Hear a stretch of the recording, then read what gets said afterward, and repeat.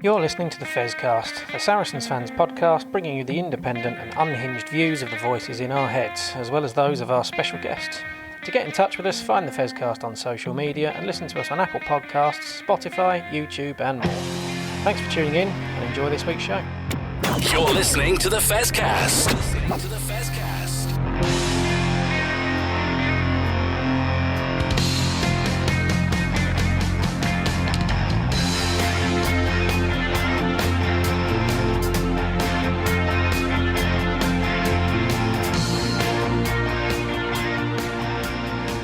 Well, hello everybody and welcome to another edition of the Fezcast. Bang into the season now, and joining me tonight, I'm back on leading duties. I thought Barry did a really good job last week with me as his driving examiner, as we said. But I'm joined by Duncan tonight, and we've got a bit of another full show, especially after a bumper weekend of rugby, Duncan. It certainly was, and a good one. Talking of being well into the season, do you know that the season is 1/6 over? Is it by... Time flies when you're having fun, isn't it? It's 3 games out of 18. And if my schoolboy maths is right, that's 1/6. Well, yeah, I mean, probably a long time since you did CSC grade 1, isn't it? You know, many decades. You're still working out on slate, weren't you, in short? But, yeah. Abacus, mate. No, I mean, what a fantastic weekend of rugby, and we've got so much to cover. Part 3, we're going to talk about men's rugby, and there's England training squads to discuss, and the review, obviously, of beating the Chiefs at StoneX, which is always good, and looking forward to Quins next up. There's a Saracen Storm. You've had a chat with David Loxton, who was at the game, about Saracen Storm, and we'll pick up a bit there. But first off, we're going to really talk about the women's rugby, because, I mean, we were very nearly core at StoneX on the Saturday for the women's game, weren't we? Yeah, I think, it was very nearly a black hole. When you get too much mass in one place with all of us there, the world implodes. Indeed, and it was lovely to see Joe Peake there as well. Obviously, you taking a back seat from us now, back step. But, I mean, good to see her there and everything.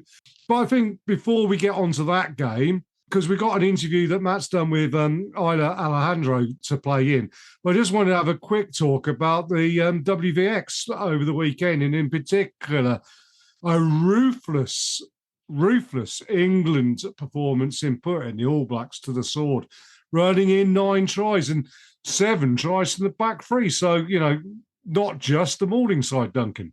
Yeah, and I just saw the highlights, and it looked a really good-looking game. Interesting that there were more people at StoneX for the women's game on Saturday than seemed to be in Canada for that one, which is a bit of a shame. England trouncing New Zealand outside the World Cup. They just got to do it inside the World Cup, haven't they? Which is a little bit unfair because they had a player sent off unfairly last time. But I think so. I mean, I think the one thing is you talk about not just the Morningside, that psychology from the Black Ferns, their reverse psychology really did come back and bite them on the backside, didn't it? Because I think that obviously inspired.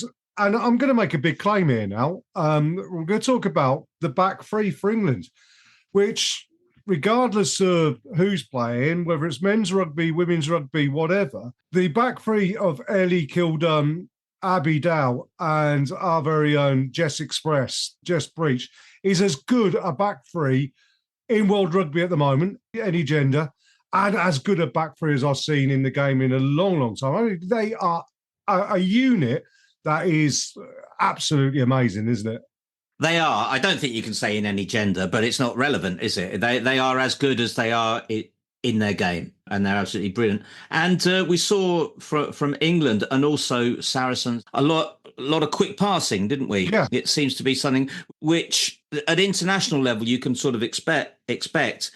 When you've got more non-professionals doing it, it shows one heck of a lot of commitment. Yeah, and no end of skill as well, I think. Well, yeah, that was all good. I mean, but that ended the weekend.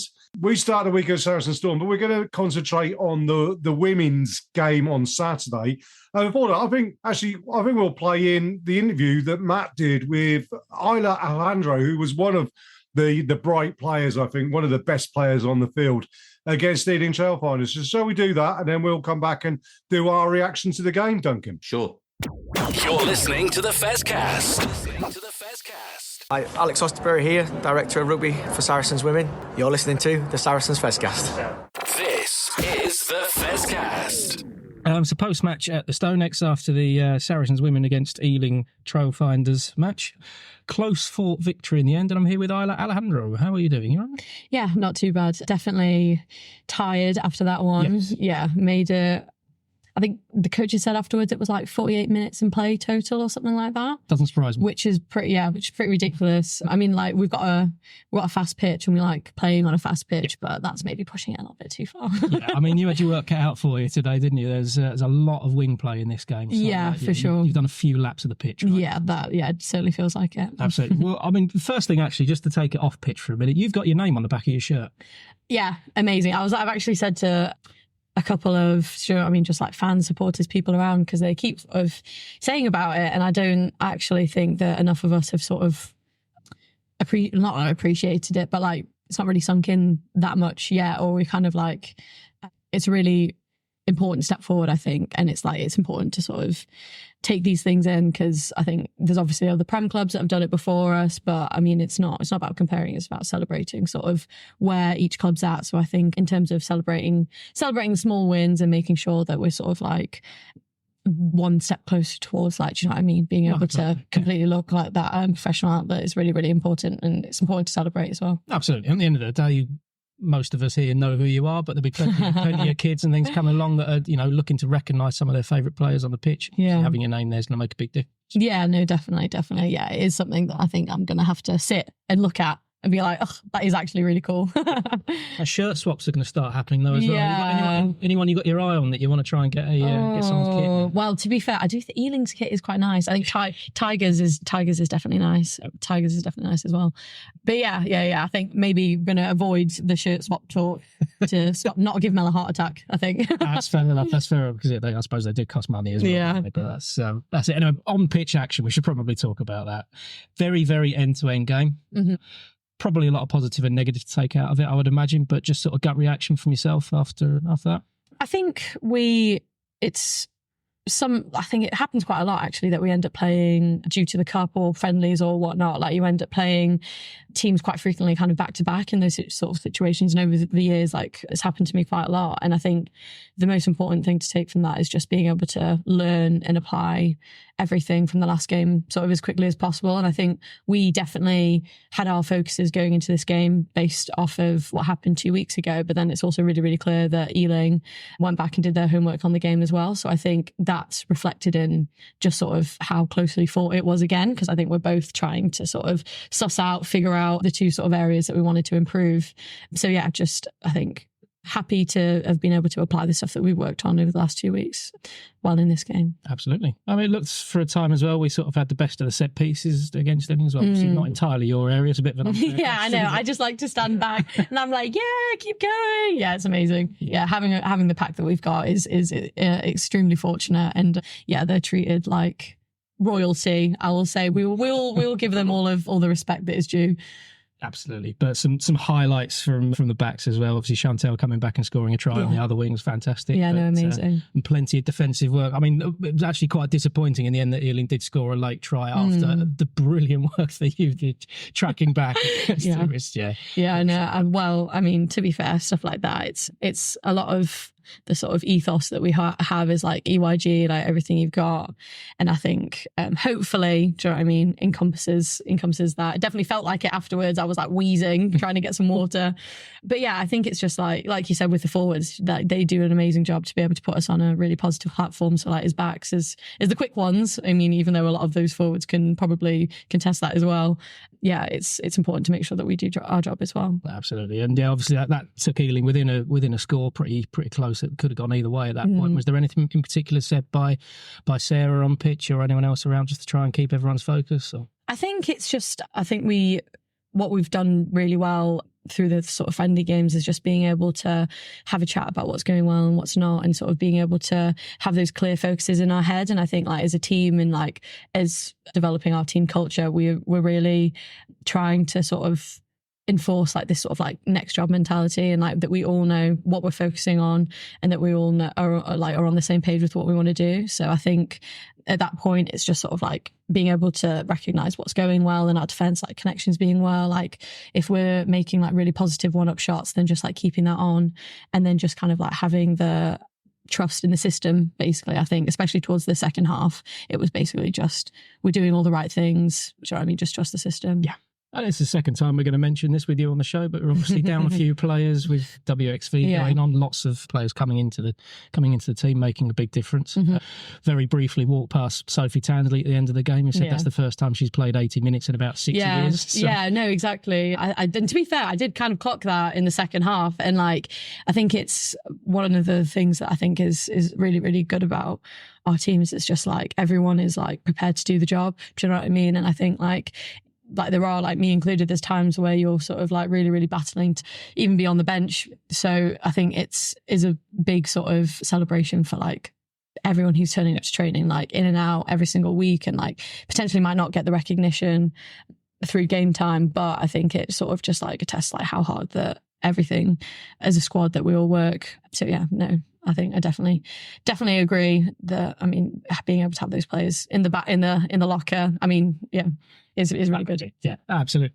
At the end of the day, it's 5 points on the board in what's a shortened, well, the season itself, the number of games isn't necessarily shorter, but the time is a lot shorter. Yeah, momentum is going to be everything. So you've got to be pretty happy with that, right? Yeah, definitely. I think Mills did a really good job getting those 2 points extra to make sure they went within 7 as well. I think as 10, I think she had an outstanding game as well in terms of being able to like play the position, being able to take the points and sort of like keep that. So I think obviously whilst we have like the likes of like Zoe away, it's really, really positive to be able to have someone like Amelia being able to come in and I think learn a lot from her first season last year as well. So yeah, I think we've put ourselves in a really good stead for the year. Absolutely. We were all quite impressed standing in the corner with Amelia's game management right at the end, dropping the tee, walking off, having a chat with the referee, picking her nose for a good minute, just to make sure that the clock had run out. Exactly. Yeah. She knows exactly what she's doing. She's a clever rugby player. Absolutely, and that was very unfair. She wasn't picking her nose. I will tell everyone she was picking her nose. Thank you. Fair enough. I will take that. We'll let you get off and get yourself sorted for the rest of the day. But congratulations on the victory today. Hopefully, more of the same next week. And great to hear from you. Definitely. Thank you very much. Thank you. You're listening to the Fezcast. Well, yeah, a brilliant interview there, as ever, from Matt, talking to Isla Alejandro, which, you know, the one thing I will say is from all of the women that we speak to from Saracens Women's Rugby, they are all exceptionally good speakers and very intelligent, well-spoken people. That comes over in the way that they play the game of rugby as well, Duncan. Isla is an especially good talker, I think. Yeah, no, we were saying earlier that given that some of them aren't full-time, to be as skillful as they are and put in the commitment that they do, given that a lot of them are working full-time as well, is just amazing. And we saw from Saracens a lot of quick passing as well as the power game. I mean, talking about the powered game, Sharifa Kasolo is just incredible. I love to watch her steaming in. It's like watching a ball going through skittles at times.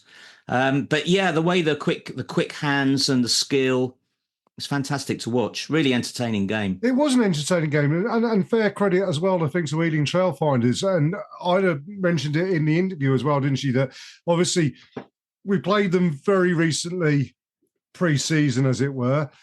2-week turnaround. They've obviously learned a lot, and I mean they've got some really good players. Well, Emma Taylor had a very good game for them, and a couple of others. And Emma Taylor's kicking from the tee in particular was exceptionally good. And there is a little element of, was that the best performance by Saracens? I think they found a way to win a game, which is always a good thing. But I'm not sure Alex Osterbury behind closed doors will be so happy that they ran them so close, Duncan. Is that fair, or is that me being a little bit too picky? Well, it's good for the women's game that we've trained up so many players and then given them to other clubs so that it becomes a competitive league. I mean, you mentioned one who was doing the kicking for Ealing. The thing that Ealing didn't do, that every time they did it, it seemed like they score a try, was get it to the back three, and especially the number 14, who was rapid. Tall, rangy, rapid, and we had a lot of trouble containing her. They seemed to go through the middle way more than they should have done if they were standing where we were standing and watching the game. Yeah, I mean, you're absolutely right. And, you know, Isla Alejandro did talk about chasing back to make that one tackle, which is going to be up there with tackles of the season, I think, when we do our end of season reports at the end of it. But yeah, she had a great game though, didn't she, Isla? Really did. And that was an amazing tackle, spoilt by the fact that an Ealing player came along, picked it up and scored. That tackle really didn't deserve that, because the amount of ground she covered was almost as much ground as Juan Martin Gonzalez covered at Northampton in the playoff last season. And to catch up with that flyer and tackle her was incredible. Oh, it was indeed. You know, I mean, and I think in attack, Isla was really, really direct with her running and powerful in her running. And there was a lot of that. There was also a few mistakes I felt that was made. And, you know, I think, yeah, it's still early doors in the season. And I think there is a bit of pressure on some of these girls, knowing full well that perhaps players are going to come back from WVX and come in, and they're going to then perhaps go back into bench players or squad players. And, you know, did that pressure tell a little bit? One player who did impress me, though, was on her birthday weekends, was Joya Bennett in the second row, who I felt was a willing runner and always showed up, took some hard yards on. I just feel that second row she probably could do with putting on about 5 kilo in weight. So hopefully she had a bit of birthday cake yesterday, because she did look a little bit slight, I felt, and sometimes in contacts that showed. But what she lacked in perhaps bulk, she more than made up for in heart, Duncan. I wonder, yeah. I mean, she is slight for the position she plays, but as you say, she was really good, and you'd expect her to get knocked about a lot more than she does, but she doesn't seem to, does she? And the advantage she's got is that she gets around the breakdown really rapidly, and she's always in the right place. It must be a joy to be lifting in the line-out as well. And she worked very hard and did very well in the line-out. I mean, staying in the forwards, May Campbell, captain on the day, along with Sarah McKenna. May just does May things, doesn't she? And I mean, you look at the WXC, and she is so unlucky not to be out there with that. The girls who are in front of her for England are exceptionally good players, but they have to be exceptionally good to keep May out. I mean, she led by example on the weekend, I felt, and in moments where Ealing were coming back, she stepped up and did something big that got the momentum back on Saracens' side. She did. Just going back to something you said earlier, I wonder whether the internationals are going to come back in the side that quickly. They're going to be jet lagged. They're going to be a bit battered. They're going to be knackered. They're going to need some time off, and they're going to be coming and going because of the Six Nations, and then the league ends early. So I think a lot of the girls we saw on Saturday are going to play a lot of games. Yeah. And we said before, it's important that we've got this much strength in depth, and you know, players like Joya really putting in a good shift. The other person who really grew into the game was Amelia McDougall, especially with her kicking. Some of her late kicking from hand, you know, she scored 50-22, for instance, was something that is not common within the women's game, because it's one of the people like Zoe Harrison apart is one of the big differentiators between the men's and the women's game is the length on the kick. So that was pretty impressive to see her kicking later in the second half, I think, more than the first. And indeed, and as Matt and I alluded to in their interview, the roughhousery, shall we say, of the final kick, where, you know, she went and had a chat with the programme seller, did a bit of a Faz moment, didn't she, and brought the clock down to the very last minute, and then just casually slotted it over, walked away as if she was a 250 game veteran. Yeah, it was great. The other thing that was really funny was when Poppy Cleo goes off for an HIA, and then Bryony Cleo comes on. So very much a like for like change. And then Poppy comes back and Bryony goes off, and then off she goes again. And it's almost like, was that really a change there? Well, yeah, and that's interesting that you bring that up, because I think Poppy Cleo coming back on, there was no way that Poppy was not coming back on, because there was an element of justice that needed to be meted out there.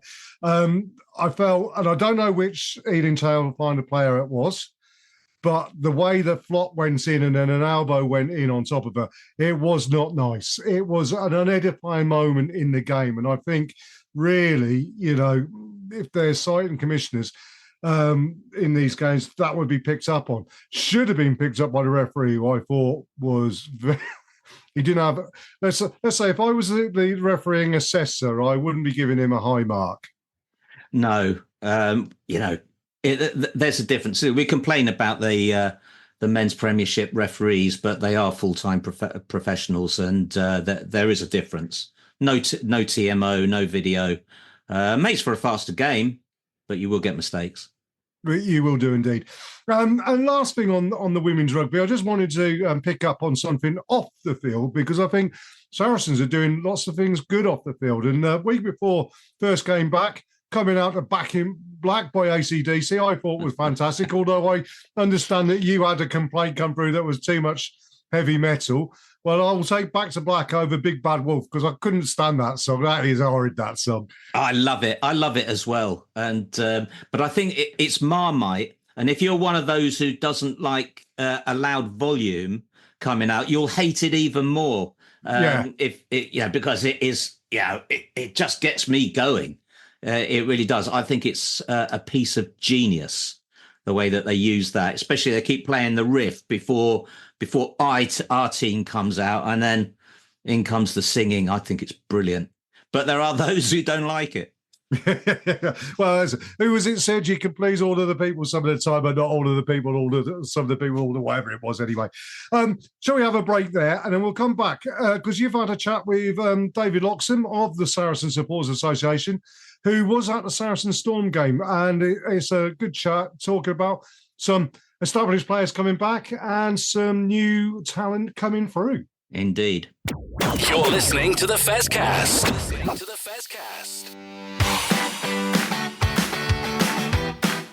You are listening to the Fezcast, which is proudly sponsored by the Saracen Supporters Association, and I'm Alison Davis, one of the SSA committee. For a £10 annual subscription, the SSA provides our members with monthly newsletters, virtual and in-person player events, away match ticket allocations, and we organise pre-match gatherings at away matches.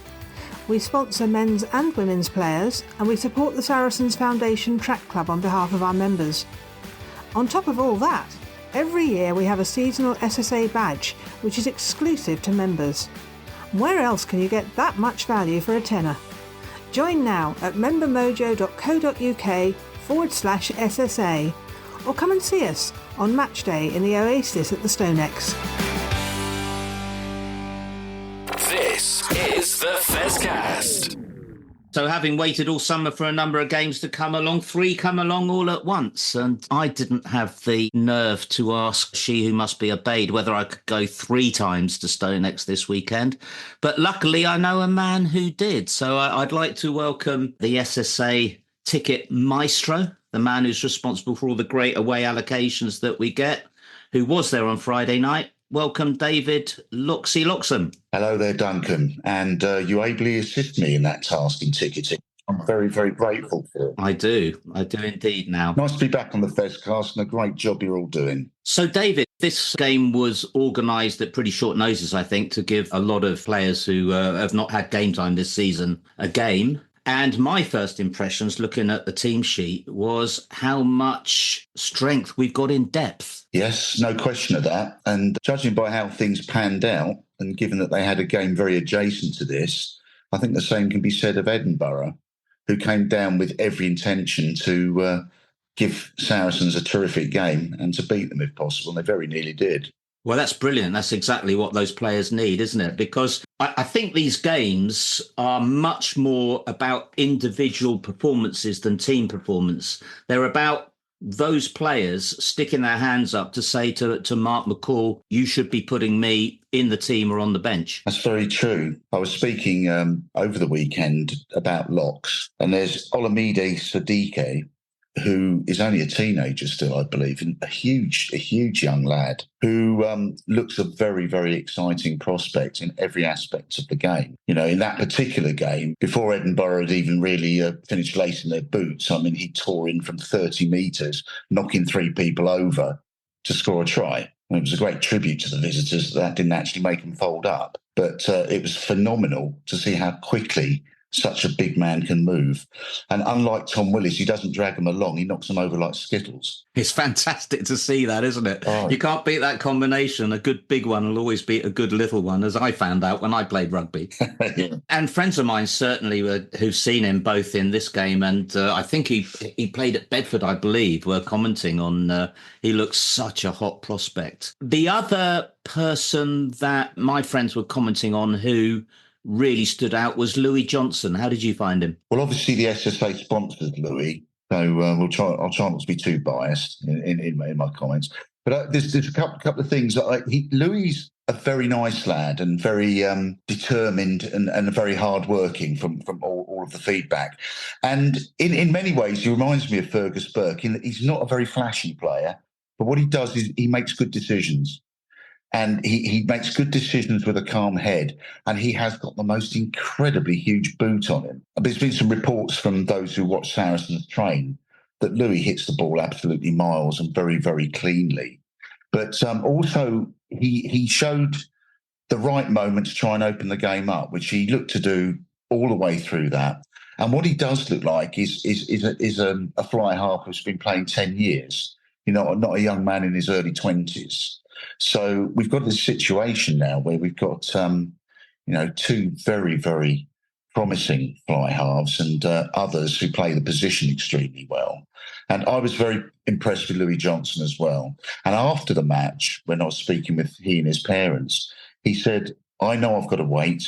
I know I've got to work. I know that when I earn a place in the first team, I'll have earned it. That's really interesting because that was a follow-on question I was going to have because he's got to be patient because obviously with our bench strategy having it very much forward loaded this season, he's got to be patient because we've got Alex Good and Alex Lazowski who, if something happens to Fergus Burke, can step up and cover that position. So we're going to see him in the Prem Cup games, I imagine. Yeah. Otherwise, it's going to be a bit of a wait for him to get in the team. Well, it could be an injury, couldn't there? I mean, Fergus has had a history of injury. Thank goodness he's gone well at the beginning of the season. But Louis himself was very philosophical about it, and I was not surprised to hear it, but very grateful to hear it. Listening to his parents speak, they're very down to earth Carlisle people, Cumbrian people, and no one's going to get carried away in the Johnson family. I mean, he's come here to earn it, and he's definitely got the talent to do it. Always good to hear. One of the big pluses of this season compared to last season has been the scrum. Yeah. So how did the two props do? Well, I've been trying to work out from the pre-season games who's been more influential out of Sam Crean and Harvey Beaton, because whenever they've come on together, there's been a huge change. Now, Harvey actually started this time with Phil Brantingham. Now, I like Phil a lot. At the moment, he's not really managed to gain any real dominance in the scrum. I mean, the Saracens scrum was pretty solid overall, but it only really started to push Edinburgh backwards late in the second half. So people have asked me how Phil did. What Phil hasn't had the chance to do was any of his trademark open field runs, which is what he's famous for. He seems to have lost a bit of weight. I don't know how that's affected him. But at the moment, I'd say Phil Brantingham is still finding his feet. And I think he will find his feet. He's a fine young player. He's very young for a prop to start with. The scrum overall for Saracens was okay. The first half, more or less parity. Second half, I think Saracens probably got on top a little bit. So, these days of panicking about the Saracens scrum hopefully might be behind us. I hope so. So basically what you're saying is that Phil Brantingham is not on the Reece Carey diet? Absolutely not. The complete opposite by the look of it. I mean, to be honest, I saw the two of them standing together at the Saracens dinner. And to be honest, Phil looks like a fly half next to us. I think anybody does. Another man who's having to be patient, given that he was a regular on the wing last season, is Tom Parton. And with Lucas Cinti coming back, there's going to be even more competition following the emergence of Tobias Elliott and the continued touchwood good health of Roti Shegun. How did he get on? Yeah, Tom of the two people who came back from injury, he and Gareth Simpson, Tom was the one who looked slightly rusty, but he did some very good things in the game. I think the important thing was that he got through in good shape. He made a couple of decent breaks, but he still has that slight Tom Parton thing of he gets a distance, then he hesitates. And I'd really like him to cut loose the way he used to do for London Irish, where he'd go the whole distance. But he did look in very good shape. He looked fit. He was moving very nicely. Yeah, it looks like Tom's pretty much ready to come back and compete. But like you say, the competition is enormously fierce all of a sudden. So Gareth Simpson was looking good, was he? Gareth Simpson looked phenomenal. I mean, the thing about a player when they come back from injury, you wonder whether they're going to be a bit gun-shy about contact. A word for Callum Brayley, who played the first half and scored a try, because this return of Gareth Simpson might see him on his way again, given that he's on loan to us. But Gareth's first move was to run straight into a huge lock at full speed and carry him backwards. Wow. That's not really the action, I mean, of a relatively small man who's been injured.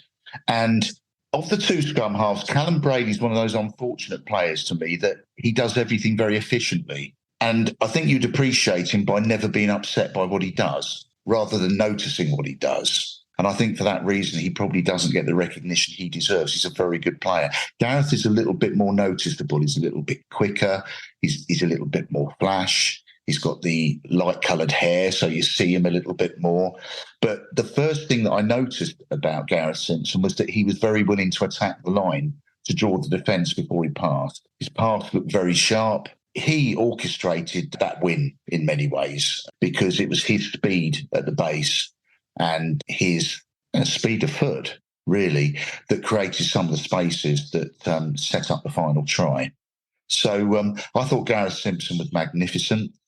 He's very early in this return, so his mother was saying. So it's phenomenal that he's back at all. It certainly wasn't expected, and it certainly wouldn't be expected to see him in such good shape and looking so sharp. He looked like he hadn't missed a match in months, frankly. Going to be an interesting situation between him and Charlie Bracken then. Another one like Tobias Elliott, who's come through from the Ampthill squad and has suddenly leapfrogged a lot of established players. Perhaps we can finish off by talking about a couple who I've got high hopes for but haven't quite done that. They seem to have been around for years and have been around for years, even though they're still very, very young. And that's Caden Pearce-Paul and Brandon Jackson. Yeah. How did they look? Caden played a solid game, decent in the line out. He still doesn't really stand out in the game, and he was overshadowed by his second row partner, in all conscience. I like Caden, but I would say that he's several steps behind a few of the others we've got still at this time. Brandon Jackson, however, who I've always viewed as a centre, since his movement to the wing, he seems to have gained a sort of spiky edge to his game. A real aggression. He plays literally with a snarl on his face at the moment. And he tore away for a magnificent try at the beginning of the game and added a second one. Very nearly got a third when Louis Johnson threw a very long pass towards him. It was just tipped away from him by one of the Edinburgh players. And he looks hungry. I will say that Brandon's looked a threat all through the pre-season games. And he did look the most threatening back. Pace and power, but as I say, a sort of spiky aggression that's made him a little bit more of a force in many ways. So I'd say he's well on the road and he's coming into the mix quite strongly. Going to be another one interesting to see whether he's as patient as Louis Johnson, because we've gone from a position pre-season of everybody going, oh, we've got no wingers, we better sign Johnny May, to suddenly having millions of them, thanks to Tobias Elliott. And like you, I've got high hopes of Brandon Jackson, having seen him in, at Ampthill and Prem Cup games and what have you. And it's sort of hard to say I hope he gets a chance because it's going to imply that others are getting injured. But I'm sure he will get a chance. And again, it'll be interesting to see them in the Prem Cup. Well, he's earned the chance. I mean, he's like Gareth Simpson. He's put himself in the mix by the way he's playing. So, yeah, it's a terrible decision for Mark McCall to have all these brilliant players to pick from. It's incredible, isn't it? It does seem very positive. Well, Loxie, thanks very much for helping us out of that hole. It really does sound as positive as the team looked on paper. And, if we do get an injury run, touch wood, it sounds like we're not going to be in too much trouble in any positions at all. No, there's proper depth there. Yeah, good to hear. Of course, we see how much depth there really is when we come up and play someone like Toulouse or Leinster. It's a bit like that Mike Tyson quote, isn't it? Everybody's got a plan until I hit them. So we'll see. Yeah, it's true. But once again, thanks very much for that. Thanks for helping us out. Hi, this is Petrus Duplessis, and you are listening to the Fezcast. This is the Fezcast. Welcome back to part 3 of the Fezcast. And thanks to Loxie there for chatting to you, Duncan, about the Storm game. And it seems like the future's bright, the future's black. It's not orange, is it? But I mean, it's good to see some players coming through from injury. Gareth Simpson in particular, perhaps. Some young guys coming up and developing, and good to hear Louis Johnson is, is making steps in the right direction. Seems like he has a very mature head on his shoulders and understands. And it's an interesting one, isn't it, with Louis, I think, because, him being at Newcastle, you would imagine that he would get plenty of first-team opportunities at Newcastle this season, but he's obviously taken a bit of a bigger picture look at it and works out that, okay, I might not be playing first-team rugby, but I want to be part of something where I'm going to develop even more. And looking at saying, I think he's realising that if you play at Saracens and you get in that first-team squad next couple of years or so, then an England jersey's there for your taking as well and all that sort of thing that goes along with it, that perhaps you wouldn't get through no fault of it being Newcastle, but you won't get that same opportunity at Newcastle, will you? It's one of my recurring themes, isn't it? In the same way that Sale got themselves someone with a bit of money and a passion for rugby to lift them from the bottom of the table and put them into a position where they're competing for trophies and getting full houses. It's just rugby, English rugby desperately needs someone to emerge to do that for Newcastle, because it can't be much fun getting battered every week, can it? And as you say, it's an interesting decision for Louis. He could be playing regular first team rugby, but he'd be playing regular first team rugby and getting stuffed every week. And I guess a large part of it is thinking, I'm going to have to fight to get up the pecking order at Saracens. As Loxie said, Fergus Burt has had a lot of injuries, so he's probably going to get his chance. And in the same way that Hugh Tizard came to Saracens to work alongside Maro Itoje and learn, I suspect that Louis has come here to do the same. Yeah, and I think, he'll learn also from the likes of Alex Ozowski and Elliot Daly and Alex Good and will really develop his game. And of course, Mark McCall, we know, is exceptional at bringing through talent, as are the whole of the coaching staff. Talking about Louis, though, there and England, it does really bring us on to the England training squad, which has been announced. And I mean, no issues with Jamie, Theo and Murrow. They were nailed on to get in there. The interesting question there is, next couple of games, given that Theo and Jamie are going to be away on England duty at hooker, what do we do about blooding in other hookers at the club? Do we give Theo Dunn or Jamie George a week off and have one of them starting and then somebody else on the bench? Because otherwise, come international breaks or whatever, I mean, I know there's not games being played as such, but you want to have that little bit of cover just in case, don't you? I don't think it's going to be our decision, is it? Because whoever is going to do the job that Phil Morrow was going to do but never could, but that's a different conversation. I'm going to say, excuse me, Jamie and Theo got to have some time off. Apparently, Pifoletti had a really good game on Friday, speaking to people there, and we got James Hadfield as well. Of course, you wouldn't have either of them instead of either Theo or Jamie George, but, they've done a job before. They have indeed. Now, the other names that got selected for the training squad, Tom Willis, I mean, that's no-brainer. Nailed on, isn't it? I mean, he's been one of the form horses in the Premiership this year.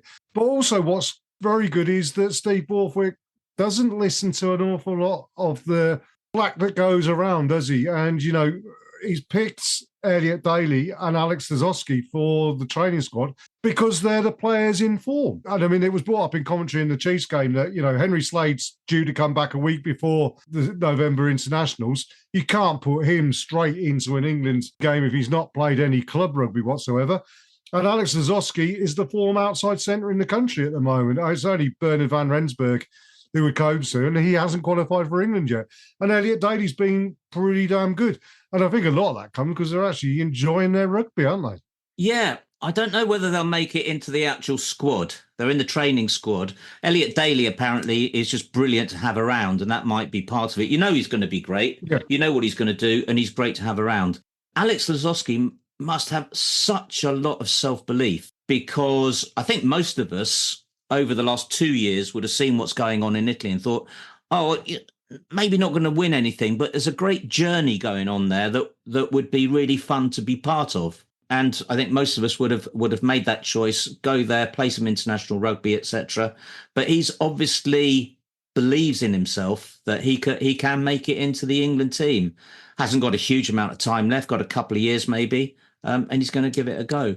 Just talking about Tom Willis, it was interesting. Ben Earl on that review program that they filmed in the Oasis after the game said that his favourite position to play is number 8. But he's not the best number 8 at Saracens. Tom Willis is. Yeah. So he might, mind you, he also said, I don't, as long as he gets in the team, he doesn't care. Be interesting if he's knocked out of the number 8 position for England by Tom Willis. It would be, wouldn't it? I mean, it's and as we've said on many, many occasions, the Saracens back row. And when you think that we had Andy Onyema Christie and Juan Martin Gonzalez on the bench on the weekend, I mean, it's frightening, isn't it, really? But it's all over. Look at the centres. Look at the wings now. Yeah. It's going to be a lot of people having to be patient. Less so for the back row, of course, because there's double the number playing half a game. So they're more likely to get on. But it's going to have to be a lot of patience all over the place. There has indeed. Someone who hasn't had to show much patience, though, and I think as we move into talking about the game on the weekends, but still talking about England, is, Tobias Elliott. If he continues playing the way he is, he's going to get somebody knocking on his door or ringing his mobile. I don't know why. How many touches did Faye Wasabi get? 5, maybe? Yeah. In the whole game? And I think that's a big fault and part of why Exeter were so awful. You got a weapon like that and he never gets the ball. It's absolutely nuts.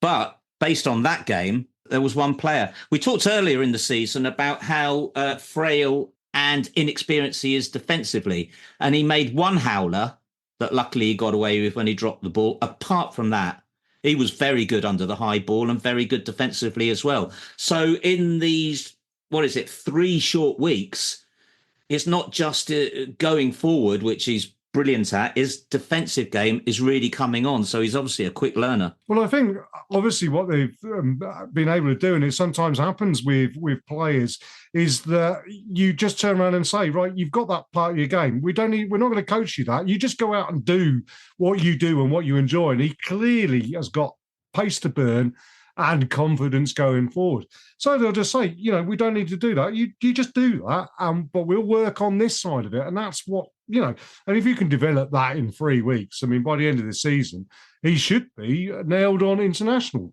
Frightening prospect. It was interesting for his try because he really should have passed to Ivan Van Zyl. And if he hadn't scored that, I think he would have had a lot of egg on his face and a lot worse. But he's got that confidence. Oh, I'm running towards the other fastest player on the pitch. What's his name? Hodge.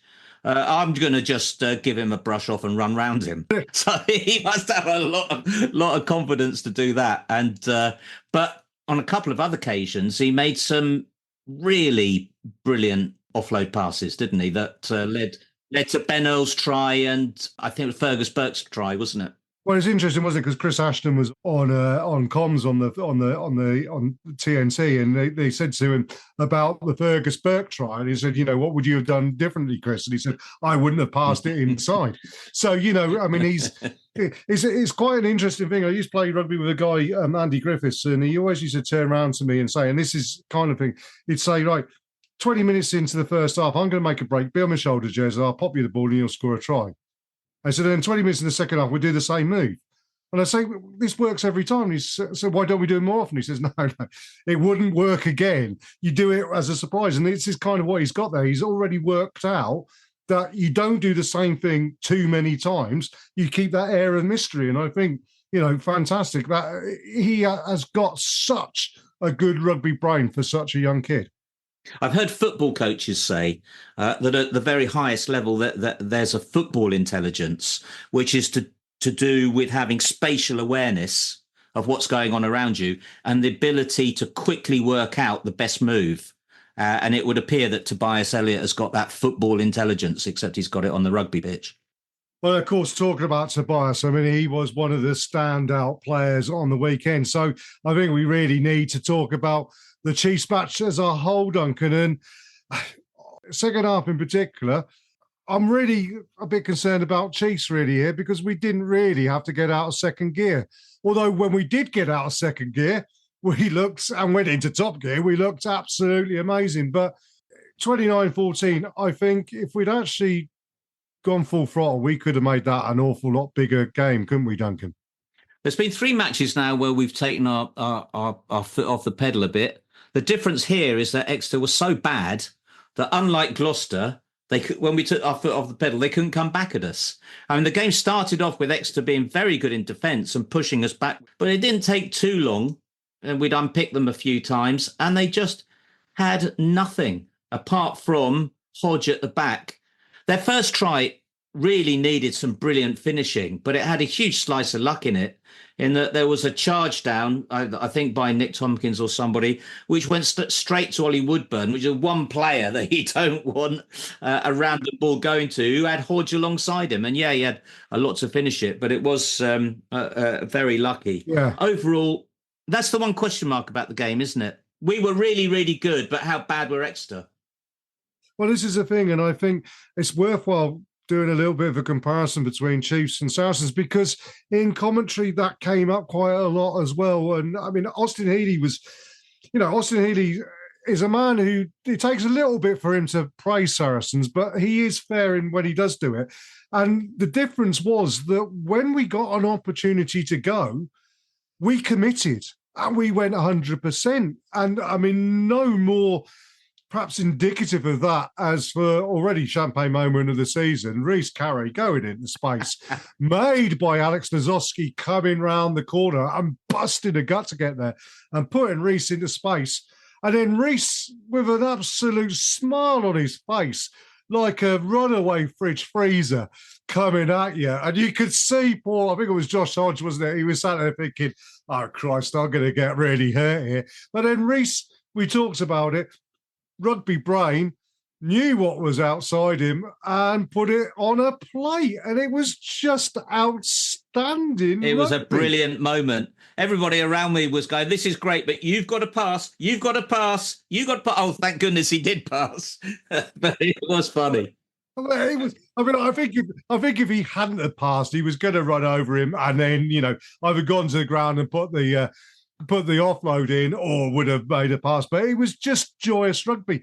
But that's the difference because I never saw anybody on the Chiefs side. And Austin Healey made a huge thing about it. And it's a criticism he's made of other teams. And I think we can make the criticism of Sale and we can make the criticism of Gloucester until Gloucester switched on. That teams seemingly are playing a bit risk adverse. We definitely aren't. If you've got it, go for it and commit. If something doesn't come off, it doesn't come off. Work from it. But to be so risk averse, and I think what Exeter is they've got themselves into this mindset that they have to defend, which is what we did 10 years ago. And this is where I see the comparison between Exeter Chiefs and Saracens and Mark McCall and Rob Baxter is that Mark McCall has developed how he coaches, whereas Rob Baxter is stuck in the mud a little bit. Seems like it. I've seen so many games over the years, Exeter Saracens, both down their way and at the Stonex, that have descended into those, kicking games. There's something about Exeter that makes us do it as well. But There was one point to show how much we've changed where we were about 15 metres in our own half in the middle of the field. The drizzle had already started coming down. The ball was bound to be a bit wet. And we were doing some risky short passes in the middle of the field. Drop any one of those and suddenly we're on the back foot. But still we were doing it, which shows, I don't know how sensible it was, but it was certainly confidence. And you're absolutely right. That would never have happened once upon a time. It would have been kicked until we got in their 22 and then we play some rugby. But we're playing it all over the pitch now.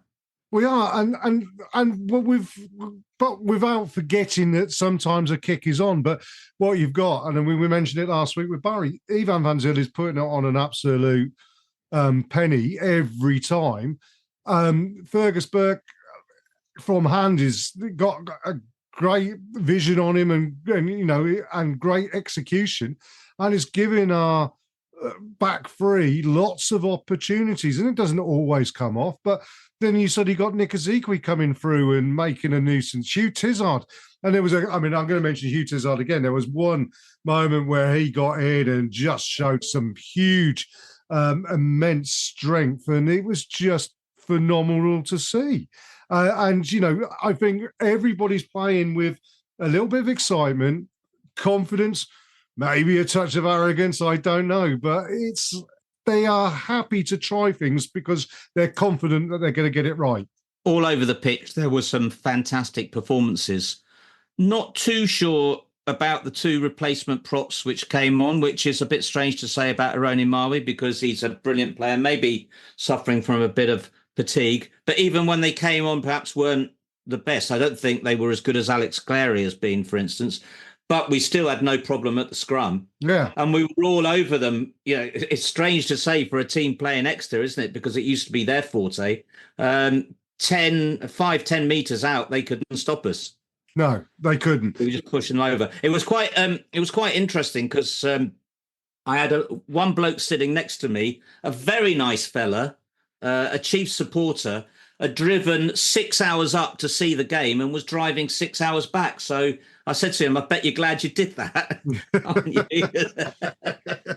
glad to have come. All right, and speaking of which, Duncan, shall we move on and have a look at some of the free word reviews from the weekend? Because, this is a new thing we've done and brilliant from Matt to get this up. And, Chutters 1967, 3 fabulous wins, absolutely 100% correct.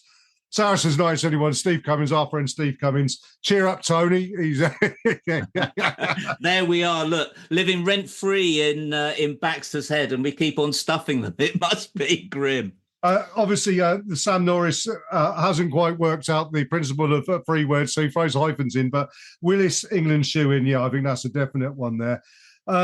Saracens on this day. Carré for centre. That is the best one. That is the best one we've ever had, that one. Yeah, I think so. And Matt posted a picture of the Flying Scotsman. Although I think it's a Flying Scotsman. I'm not sure it's the Flying Welshman. Is there a Flying Welshman train? I don't know. But he certainly got up ahead of Steam, didn't he, Reece? Ruth Ezekwe, obviously next month, simply the best. And 100% agree with that one.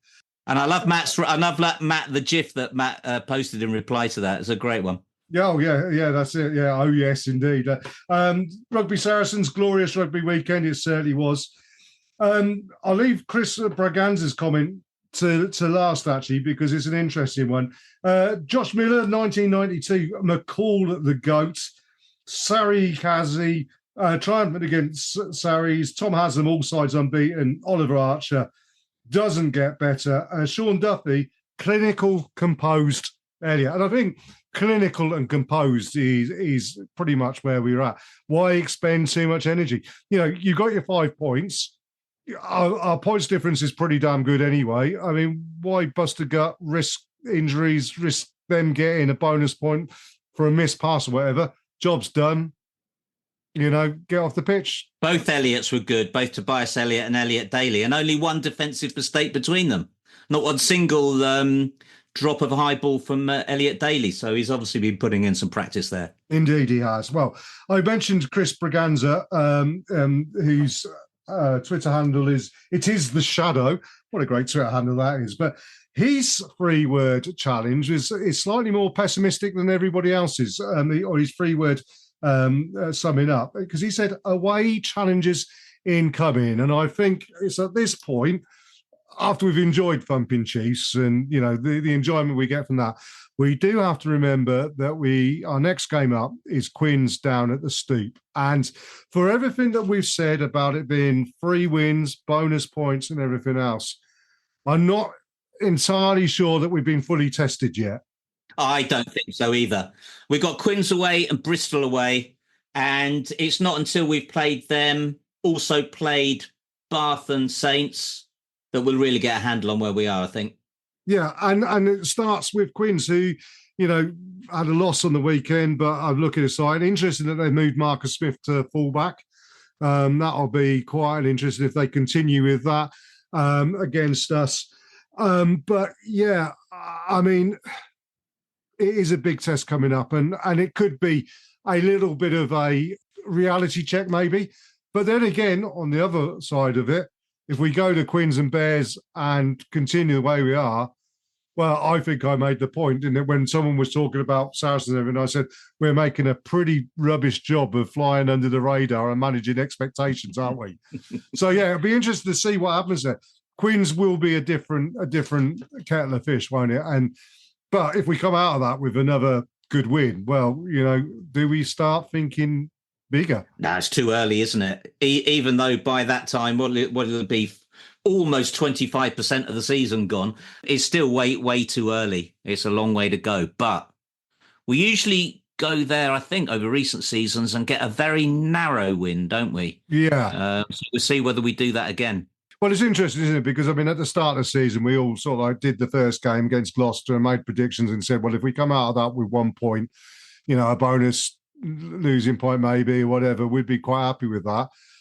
Again, going to Quins, you would said before the start of the season, you'd have looked at Quins and gone, well, they're developing, bonus losing point, maybe a good result there. It's gonna be interesting. I think it's going to be tough.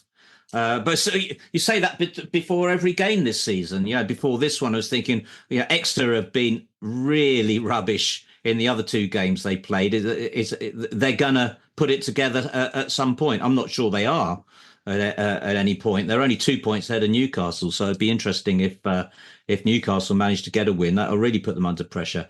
Quins is going to be a different kettle of fish. Yeah. The Chiefs' prediction for Sam Norris may be coming true a year late, though. Absolutely. Because he predicted them to be bottom last year, didn't he? But yeah, I mean, it's interesting, isn't it? I think where we will focus and where we will compete most against Harlequins is in that back row.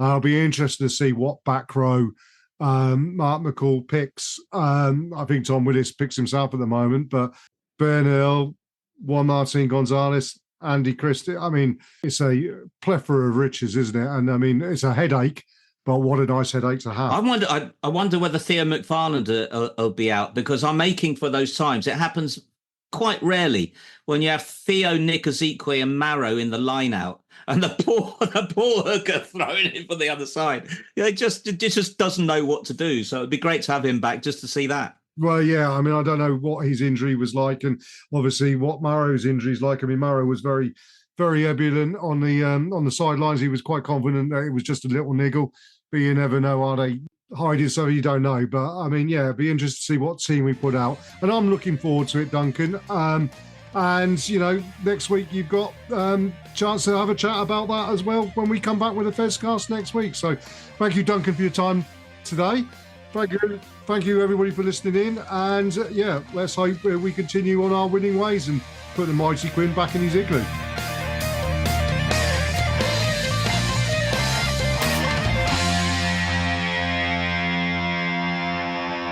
This is the Fezcast.